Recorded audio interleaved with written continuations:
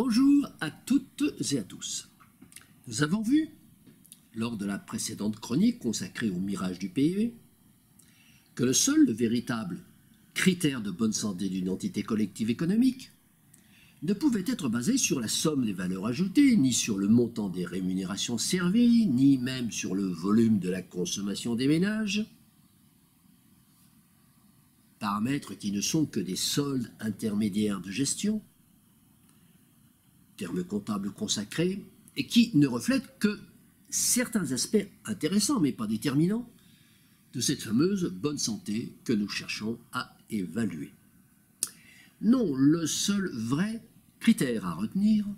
pour procéder à ce diagnostic de bonne santé ou de mauvaise santé,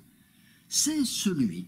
du résultat final d'exploitation qui, traduit en termes comptables, se nomme bénéfice ou déficit. Mais voilà, pour pouvoir déterminer si une entité économique fait du bénéfice ou fait du déficit, il faut tenir une comptabilité sincère et probante. Ce que ne fait pas, nous l'avons déjà vu, ce que ne fait pas la société industrielle, croissanciste, capitaliste. Alors, comment faut-il faire? Comment faut-il faire pour établir une comptabilité nationale sincère et probante, puisque nos dirigeants oligocratiques croissancistes ne le font pas? En étudiant le calcul du PIB,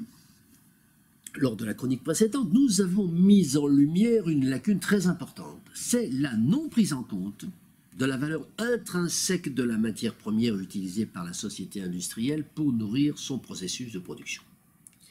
En effet, le coût de production, inclus dans le calcul du PIB, notamment celui par la valeur ajoutée, ne prend en compte que le montant des frais d'extraction et de transport, additionné de la marge financière exigée par les différents intervenants de la filière, dont notamment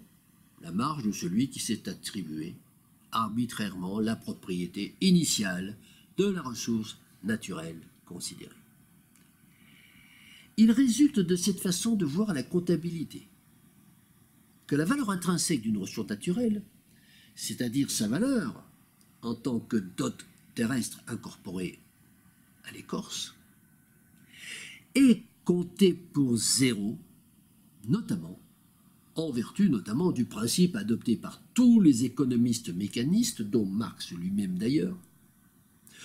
principe selon lequel cette dot naturelle aurait été léguée gratuitement et pour le seul profit de l'homme. De ce fait, elle pourrait être utilisée par lui, par l'homme, ad libitum, en flux continu et sans qu'il lui soit nécessaire de comptabiliser autre chose que son coût marginal ou ses coûts marginaux, c'est-à-dire précisément ceux qui sont inclus dans le calcul du PIB. Les seuls qui sont inclus dans le calcul du PIB. Mais une analyse strictement bioéconomique serait tout autre. Comme l'a montré l'économiste mathématicien Nicolas Georgescu-Roegen, dont nous avons déjà abondamment parlé dans la chronique sur l'impasse physique, il nous faut considérer que cette dot brute constitue en réalité un stock qu'il aurait fallu inscrire en bilan de départ en tant que prémisse indispensable à l'ouverture des premiers comptes d'exploitation de la société industrielle vers le milieu du XIXe siècle, vers l'année de référence conventionnelle de 1850. Traduite en termes de comptabilité réelle, il en découlerait deux ajustements fondamentaux. Premièrement, la valeur du stock de ressources naturelles finies devrait être inscrite dans les comptes de la société industrielle. Deuxièmement, cette valeur devrait être calculée en tenant compte de tous ces éléments constitutifs de coût, dont le fameux coût intrinsèque. Nous y reviendrons en détail un peu plus loin. Par ailleurs, ce stock qui est mis à la disposition de l'espèce humaine et qui constitue en réalité une dette de l'homme vis-à-vis de la nature, ce stock doit être considéré comme un véritable apport en nature, un apport en nature au sens comptable du terme, qu'aurait fait la société Dame Nature et qu'elle aurait fait dans le cadre de la création de la société industrielle entre elle et Homo sapiens. Il doit donc être inscrit, ce stock, en tant que tel. Il devrait donc être inscrit, ce stock, en tant que tel, dans un bilan de départ, et c'est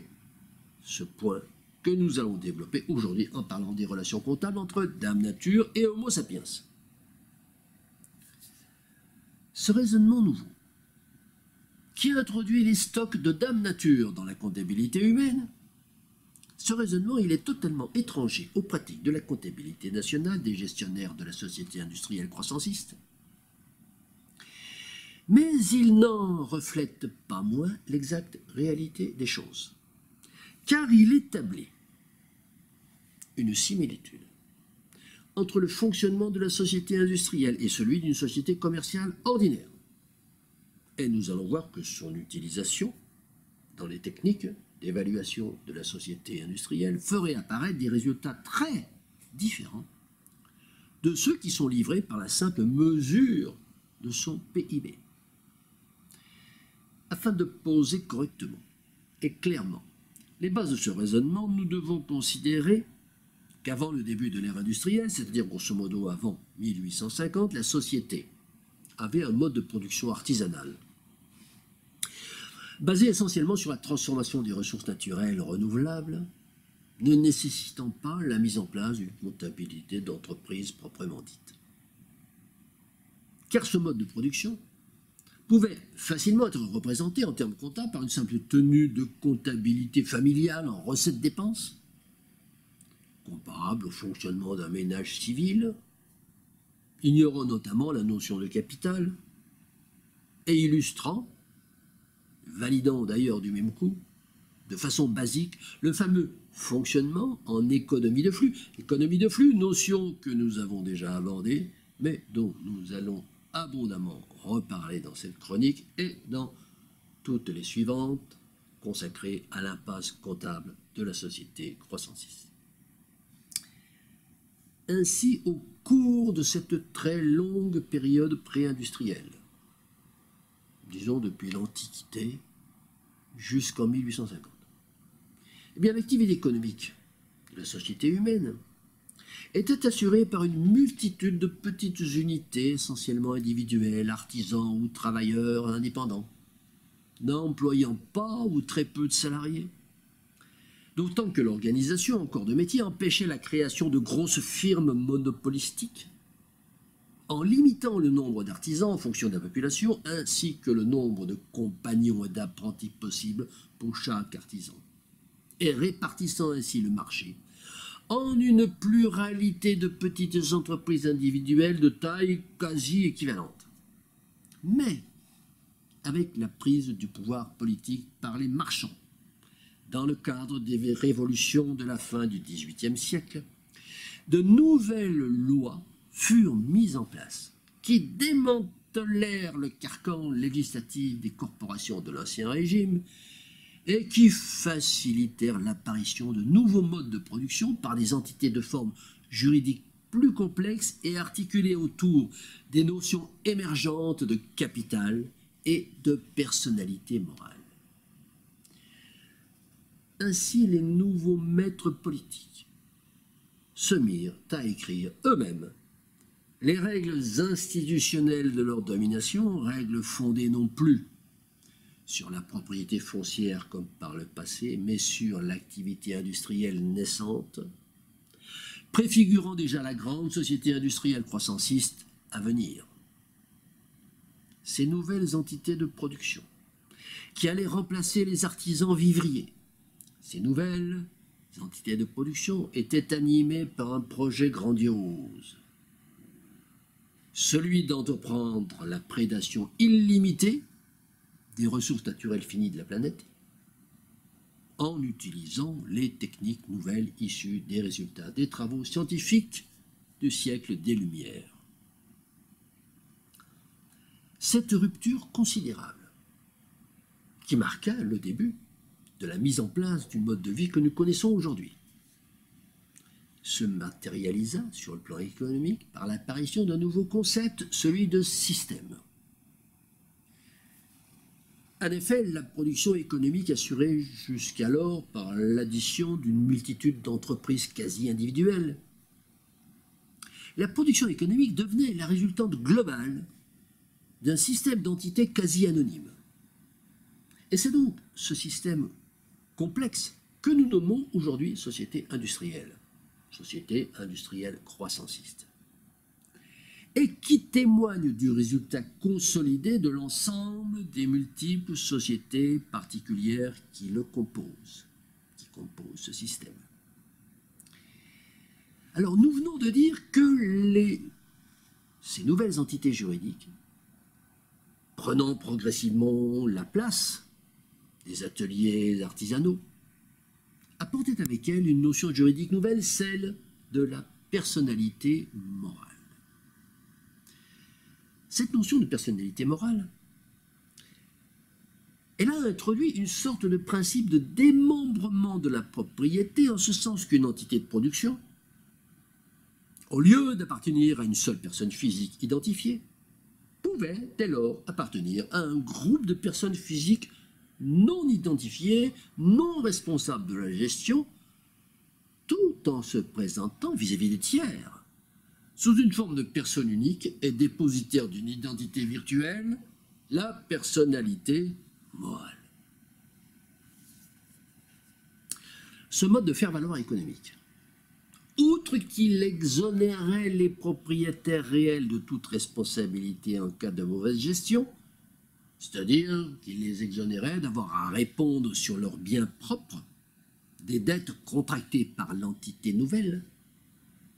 apportait par ailleurs de nouvelles règles comptables et financières, avec la prise en compte d'un élément nouveau lui aussi, le capital. Ainsi, l'entreprise artisanale devenait l'entreprise capitaliste. Unité de production créée grâce aux apports financiers ou autres apports, d'un groupe plus ou moins important d'individus physiques, les actionnaires. En termes purement comptables, la création d'une entreprise capitaliste se concrétise par l'établissement de ce qu'on appelle un bilan de départ. Bilan de départ qui indique, d'une part, la liste des apports effectués par chaque actionnaire et qui totalise, d'autre part, la valeur globale de ces apports, ce montant total constituant ce qu'il convient d'appeler le capital d'une entreprise. Alors, si nous considérons que l'entité dénommée société industrielle, si nous considérons que cette entité représente l'ensemble cumulé de tous les acteurs économiques de la planète, nous pourrons également considérer que cette société industrielle globale, elle est un peu comme une maison mère de tous les acteurs mondiaux, une sorte de holding pour rester dans l'optique du jargon de la juridiction commerciale officielle. Si nous poursuivons notre raisonnement, il paraît évident que l'obligation d'établir un bilan de départ pour toute société capitaliste, afin, comme nous l'avons déjà indiqué tout à l'heure, de satisfaire à l'exigence légitime de reproduire une image sincère et probante de son activité par l'établissement d'écritures comptables adéquates, eh bien cette obligation, elle aurait dû également et logiquement s'appliquer à la maison mère, et ceci aux environs de l'année 1850, date conventionnelle de l'établissement du démarrage de la société industrielle complexe. Or, force est de constater qu'il n'en a rien été, et que la société industrielle globale, au lieu de mettre en place une comptabilité sincère et probante, comme toutes ses filiales en avait l'obligation, eh bien, cette société globale complexe s'est contentée de rendre compte de son activité par la production d'un indice partiel, un simple solde intermédiaire de gestion, le fameux PIB. Fort de ce raisonnement, nous considérons au contraire que, comme toute société en création, la société industrielle globale aurait dû établir au début du XIXe siècle, un bilan de départ qui consiste, comme tous les bons gestionnaires le savent, qui constitue un élément clé du processus de création d'entreprise. Un bilan de départ qui, comme nous l'avons déjà indiqué, aurait fait apparaître en actif les ressources disponibles et en passif les dettes contractées pour disposer de ces ressources, pour pouvoir disposer de ces ressources, et qui aurait donc dû, dans le cas de la société industrielle, faire apparaître en actif le stock total de ressources naturelles finies constituant l'apport de l'associé d'âme nature, et en passif la valeur financière de ce stock représentant le capital de la société industrielle ainsi constituée.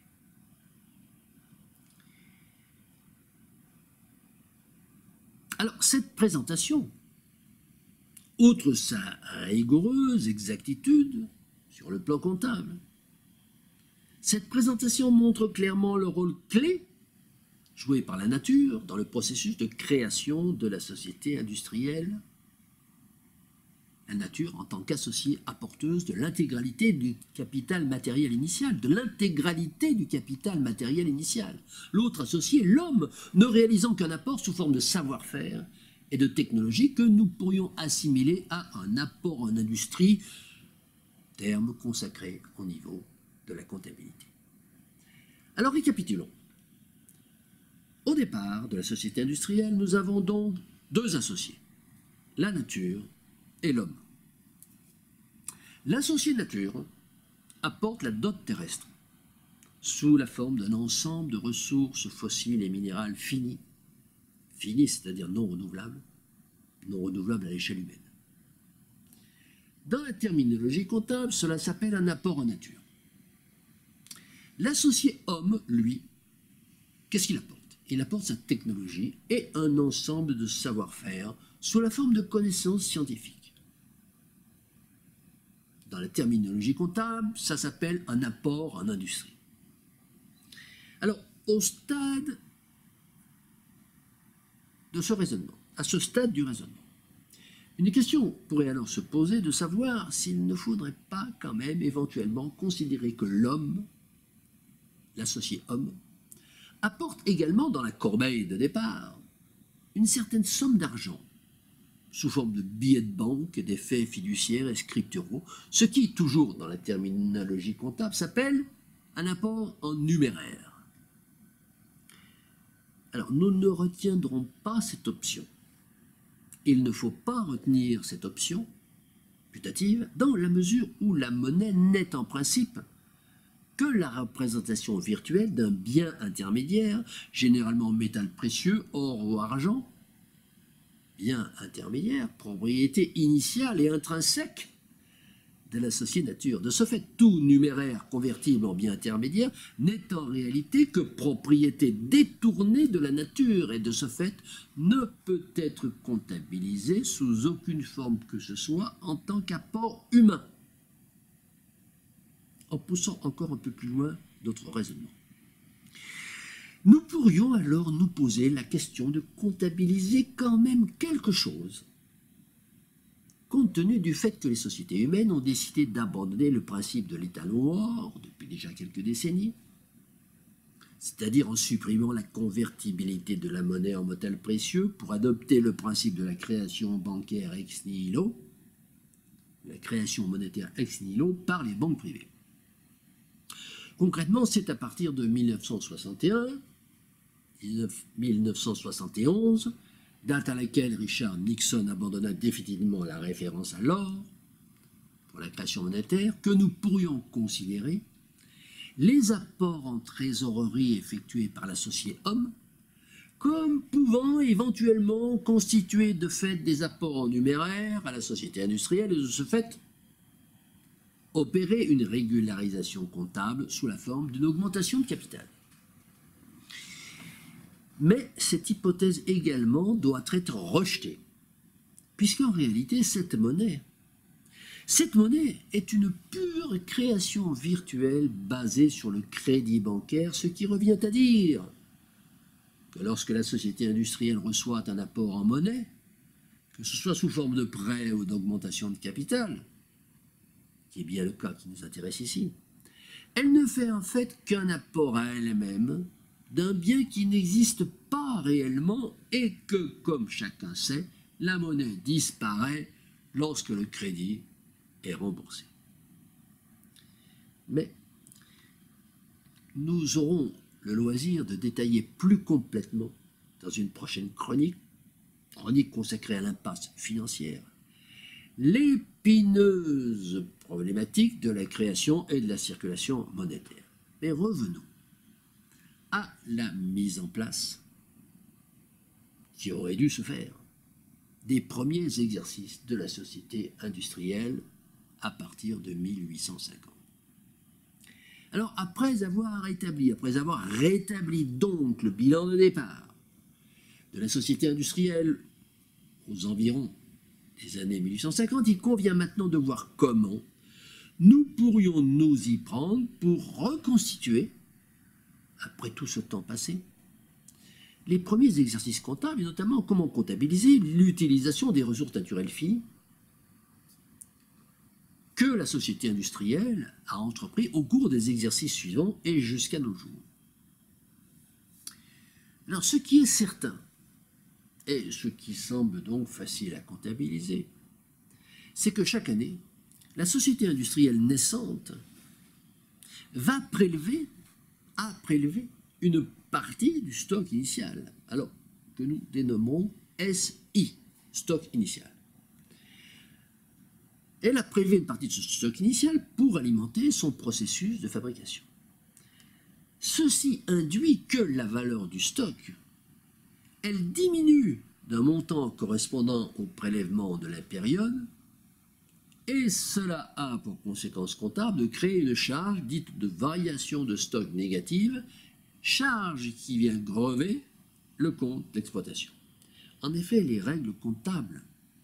imposent pour toute entreprise de faire un inventaire de son stock à chaque fin d'exercice, c'est-à-dire à chaque fin d'année, afin de déterminer si le stock a augmenté ou si le stock a diminué entre le 1er janvier et le 31 décembre. Si le stock a augmenté, il faut comptabiliser un produit, c'est ce qu'on appelle une variation de stock positive, augmentation de stock. Et si le stock a diminué, il faut comptabiliser une charge, c'est-à-dire une variation de stock négative ou diminution de stock. Or, cette charge annuelle a été, et est toujours, superbement ignorée par la comptabilité que livrent les gestionnaires de la société industrielle à leurs administrés, c'est-à-dire à nous, les citoyens ordinaires. Ainsi, en considérant que le stock initial, SI, est le montant donc, du stock apporté par Dame Nature, et PN, le prélèvement de l'année N, eh bien, le stock résiduel au terme de chaque exercice doit s'écrire stock nouveau, SN, égale stock initial, SI moins PN, prélèvement de l'année N. Le montant total du stock initial SI constitue, on l'a déjà dit, en fait, le véritable capital de la société industrielle, inscrit au passif du bilan, au titre d'un apport en nature de l'associé Dame Nature. L'associé homme ne pouvant pour sa part prétendre, comme nous l'avons déjà indiqué, qu'à un éventuel apport en industrie, terme comptable consacré,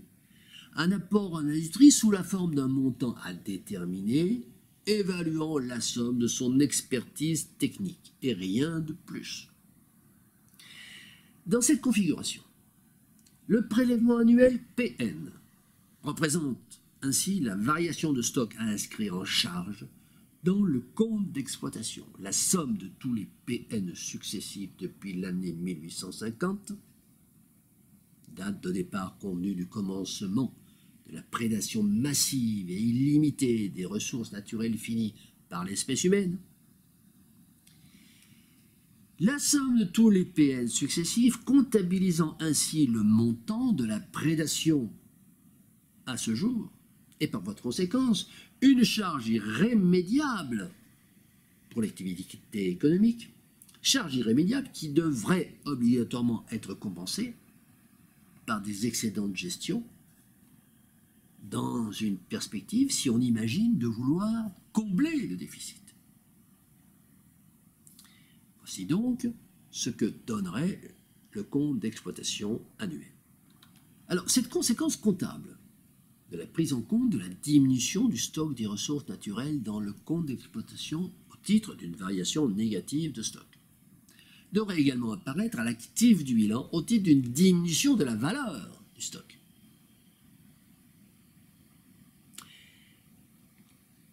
L'estimation du montant de cette variation de stock, des ressources naturelles finies, qui rebute tant la comptabilité oligocratique, peut pourtant être réalisée assez facilement, à partir d'éléments connus et notamment publiés par les instituts de statistique officiels. Mais il subsiste néanmoins une difficulté qui est celle d'imaginer une règle de valorisation intrinsèque initiale de ces ressources. Règle permettant de chiffrer la charge comptable annuelle réelle représentée par leur diminution. Et cette évaluation du coût intrinsèque de la matière, dont nous avons déjà souligné la non prise en compte par les gestionnaires en charge de la société industrielle. Nous en proposerons une approche chiffrée, basée sur l'étude de l'évolution du couple matières premières PIB et de l'indice de corrélation de ces deux données depuis un siècle, sur la base étalon d'un siècle. Nous en proposerons cette évaluation dans la prochaine chronique, intitulée « Les charges cachées de la société croissanciste ». Ce mode de calcul nous permettra notamment de proposer un chiffrage de la dette de l'homme vis-à-vis de la nature pour ce qui concerne la prédation de ces ressources naturelles finies, les RNF. Et nous pourrons alors enregistrer cette charge d'un point de vue comptable et ainsi constater que cette charge de variation négative de stock, ajoutée à d'autres charges cachées, que nous étudierons également, va contribuer à créer ce fameux déficit d'exploitation de la société industrielle croissanciste dont nous parlons, déficit qui rend compte d'une façon sincère et probante de son activité économique.